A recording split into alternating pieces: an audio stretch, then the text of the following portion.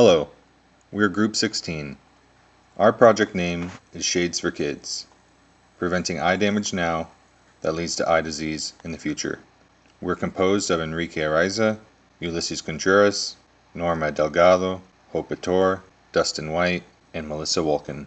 The goal of our program is to increase protective UV eyewear usage among our priority population. Our priority population is elementary students that lie within grades 1 to 3 within the San Diego Unified School District. Our first objective was that during the 2014-2015 school year, at least 50% of San Diego County elementary school children who fall within grades 1 to 3 from our target schools will attend one of our S.H.A.D.E.S assemblies and receive a pair of sunglasses. Our second objective was that by the end of the school year, 50% of children who have attended a S.H.A.D.E.S assembly will display self-efficacy in their behaviors by reporting protective eyewear usage during their UVR exposure. Our last objective was that by the end of the school year, 50% of parents of S.H.A.D.E.S participants will demonstrate perceived susceptibility by reporting increased enforcement of protective UV eyewear usage by their children during recent UVR exposure. For our univariate evaluation, we wanted to know what percentage of grades 1 to 3 San Diego Unified School District students attended one of our S.H.A.D.E.S assemblies. For our bivariate evaluation, we wanted to know if there was a difference in sunglass usage between the intervention group and the comparison group. And finally, for our multivariate evaluation, we wanted to know if knowledge, self-efficacy,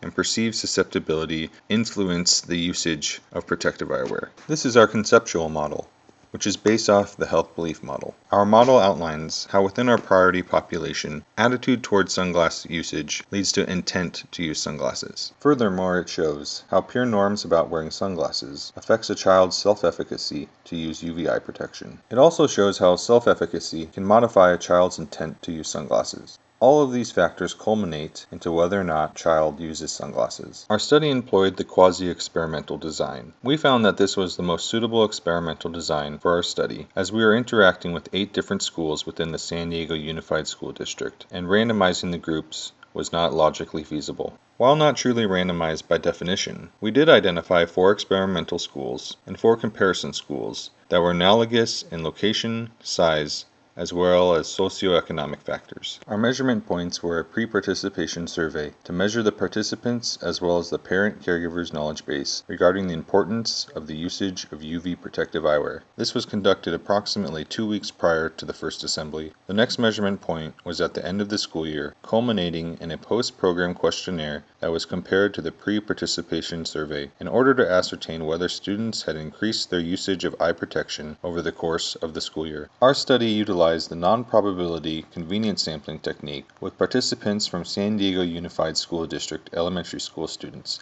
in grades 1 to 3. 50% of the students were in the intervention group, and the other 50% were in the comparison group. Our study enrolled 8 San Diego Unified School District elementary schools, 720 participants in total, 90 students per school, and 30 students per grade level. We were able to measure our independent and dependent variables using questionnaires given to participants that encompassed a pre- and post-test survey for students as well as their parents. Additionally, through a set of quantitative questions, we were able to obtain frequency data from students, which gave us information regarding self-efficacy. Our dependent variables consisted of knowledge of UV eye damage and use of UV eye protection among students. Our independent variables were based on the attendance at our assembly and also based on the participation of parents and students in completing an eyewear use chart.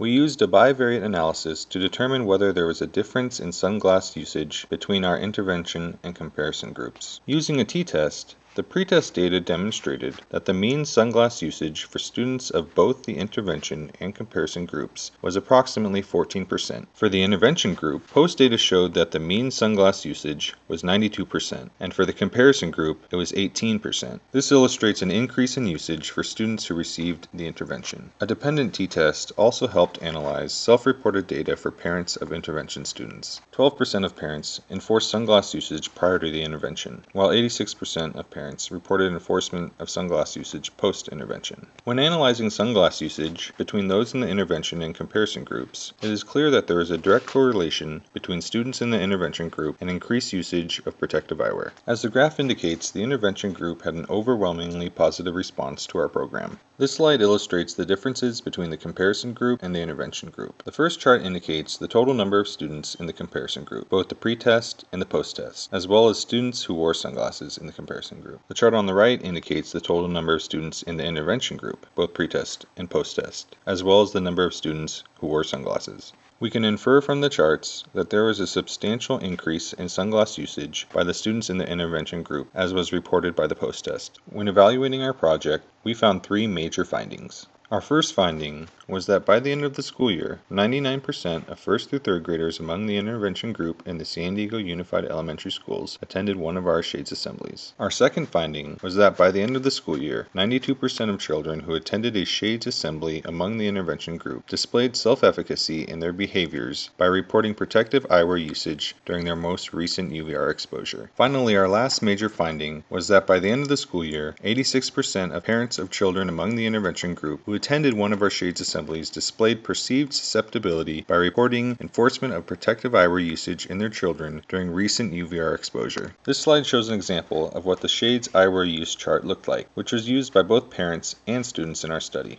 Based on our findings, we have concluded that increasing knowledge of UVR damage danger and providing sunglasses through our intervention resulted in increased self-efficacy and protective eyewear usage in our target population. Additionally, the parents displayed increased perceived susceptibility by increasing their enforcement behavior. Overall, we believe our intervention will not only result in increased protective eyewear usage, but also in decreased eye disease rates among our target population when they reach adulthood. To this end, our program was a success and could be implemented on a larger scale in an effort to combat UVR-induced long-term eye and vision damage. Like all program evaluations, ours faced limitations. One limitation was using self-reported data from children, which may be unreliable. Another was the risk of social desirability affecting parental responses. Another was the lack of randomization and the impact it could have on internal validity. Finally, loss to follow-up may be a factor since we are relying on parental participation.